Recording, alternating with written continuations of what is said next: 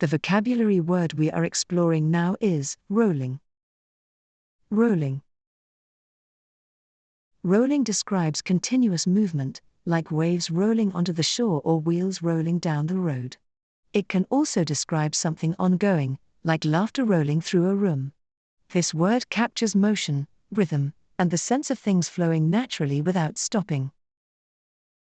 Meaning of rolling.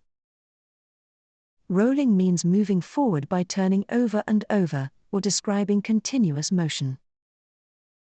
Examples: the rolling hills looked beautiful in the sunlight.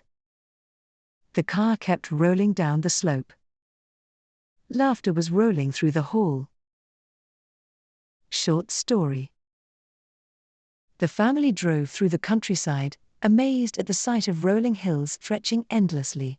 The soft curves of the land looked like waves frozen in time. Emily opened the car window and let the breeze brush her face, feeling peaceful.